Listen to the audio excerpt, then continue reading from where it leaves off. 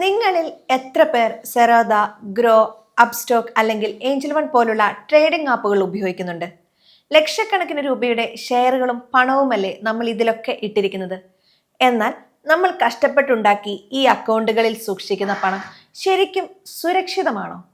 വർഷങ്ങൾക്ക് മുമ്പ് കാർവി പോലെയുള്ള വമ്പൻ ബ്രോക്കർമാർ സാധാരണക്കാരായ റീറ്റെയിൽ നിക്ഷേപകരുടെ ഷെയറുകൾ സ്വന്തം ആവശ്യങ്ങൾക്കായി പണയം വെച്ച് കോടികളുടെ തട്ടിപ്പ് നടത്തിയ ചരിത്രം നമുക്ക് മുന്നിലുണ്ട് അല്ലെ? ഇത്തരം തട്ടിപ്പുകൾക്ക് പൂർണ്ണമായും പൂട്ടിടാൻ സെബി കൊണ്ടുവന്ന ഏറ്റവും പുതിയ ക്ലയന്റ് അൺപെയ്ഡ് സെക്യൂരിറ്റീസ് നിയമത്തെക്കുറിച്ചാണ് ഇന്ന് നമ്മൾ സംസാരിക്കുന്നത്. വിപണിയിൽ ട്രേഡ് ചെയ്യുന്നവർ തീർച്ചയായും ഇതറിഞ്ഞിരിക്കണം. നമ്മളൊരു ഷെയർ വാങ്ങുമ്പോൾ സാധാരണയായി നമ്മൾ ബ്രോക്കർക്ക് പണം നൽകുന്നു. ബ്രോക്കർ അത് എക്സ്ചേഞ്ചിന് നൽകി ഷെയറുകൾ വാങ്ങി നമ്മുടെ ഡിമാറ്റ് അക്കൗണ്ടിലേക്ക് മാറ്റുന്നു. എന്നാൽ ചില സമയങ്ങളിൽ ക്ലയന്റുകൾ ഷെയർ വാങ്ങിയ ശേഷം അതിന്റെ പണം കൃത്യസമയത്ത് ബ്രോക്കർമാർക്ക് നൽകാതിരിക്കാറുണ്ട്. പഴയ നിയമപ്രകാരം ഇങ്ങനെ പണം നൽകാത്ത ഷെയറുകൾ ബ്രോക്കർമാർ ഒരു പ്രത്യേക പൂൾ അക്കൗണ്ടിൽ സൂക്ഷിക്കുമായിരുന്നു. പല ബ്രോക്കർമാരും ഈ ലൂപ്പ് ഹോൾ മുതലെടുത്തു. അവർ ഈ അൺപെയ്ഡ് ഷെയറുകൾ ബാങ്കുകളിൽ പണയം വെച്ച് വായ്പയെടുക്കാനും സ്വന്തം ആവശ്യങ്ങൾക്കായി ഉപയോഗിക്കാനും തുടങ്ങി. സാധാരണക്കാരായ നിക്ഷേപകർ ഇതിനെക്കുറിച്ച് അറിഞ്ഞിരുന്നതേയില്ല. നമ്മൾ മനസ്സിലാക്കേണ്ടത് ഈ പുതിയ നിയമം ബ്രോക്കറുടെ അവകാശം ഇല്ലാതാക്കുന്നില്ല എന്നാണ്. മറിച്ച് ബ്രോക്കറുടെ സുരക്ഷയും നിക്ഷേപകന്റെ അവകാശവും തമ്മിൽ ഒരു നല്ല സന്തുലിതാവസ്ഥ ഉറപ്പാക്കുകയാണ് സെബിയുടെ ലക്ഷ്യമെന്ന് ഓഹരി പഠനം സിഇഒ നിഖിൽ മാത്യു പറയുന്നു. ഈ മാറ്റം കൊണ്ട് നിക്ഷേപകന് ലഭിക്കുന്ന ഗുണങ്ങളും അദ്ദേഹം വിശദീകരിക്കുന്നുണ്ട്. 1. ഓഹരികൾ അനാവശ്യമായി പ്ലെഡ്ജായി കിടക്കില്ല. 2.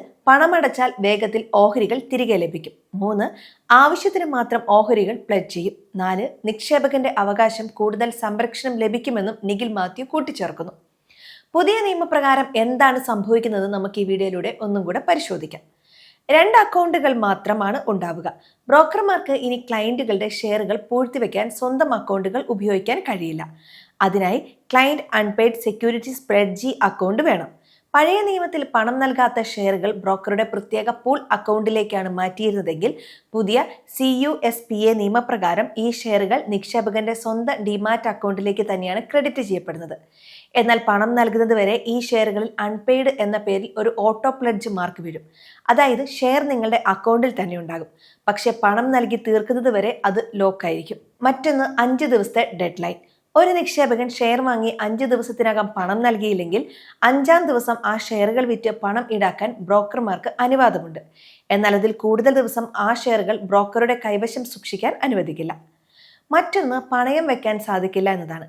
ഏറ്റവും പ്രധാനമായി ഉപഭോക്താക്കളുടെ ഈ അൺപെയ്ഡ് ഷെയറുകൾ മറ്റ് ധനകാര്യ സ്ഥാപനങ്ങളിൽ പണയം വെച്ച് ലോൺ എടുക്കാൻ ബ്രോക്കർമാർക്ക് പൂർണ്ണ നിരോധനം ഏർപ്പെടുത്തിയിരിക്കുകയാണ്.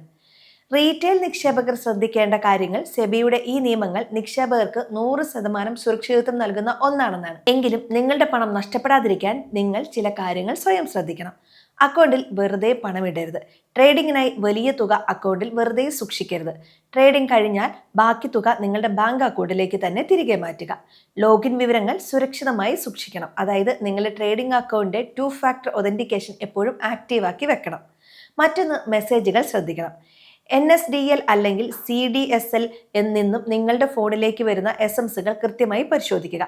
ഷെയറുകൾ നിങ്ങളുടെ അനുവാദമില്ലാതെ ഡെബിറ്റ് ചെയ്യപ്പെടുന്നുണ്ടോ എന്നും ഉറപ്പുവരുത്തണം. ഇന്ത്യൻ ഓഹരി വിപണി കൂടുതൽ സുതാര്യവും സുരക്ഷിതവുമാക്കാൻ സെബി നടത്തുന്ന ഇത്തരം നീക്കങ്ങൾ റീറ്റെയിൽ നിക്ഷേപകർക്ക് വലിയ ആത്മവിശ്വാസമാണ് നൽകുന്നത്. ഈ വിവരങ്ങൾ നിങ്ങളുടെ സുഹൃത്തുക്കളായ മറ്റ് ട്രേഡർമാരിലേക്കും ഷെയർ ഇൻവെസ്റ്റർമാരിലേക്കും എത്തിക്കുക. വീഡിയോ ഇഷ്ടപ്പെട്ടെങ്കിൽ ലൈക്ക് ചെയ്യാനും ET മലയാളം സബ്സ്ക്രൈബ് ചെയ്യാനും മറക്കരുത്. കൂടുതൽ സാമ്പത്തിക വാർത്തകളുമായി അടുത്ത വീഡിയോയിൽ കാണാം. എല്ലാവർക്കും നന്ദി.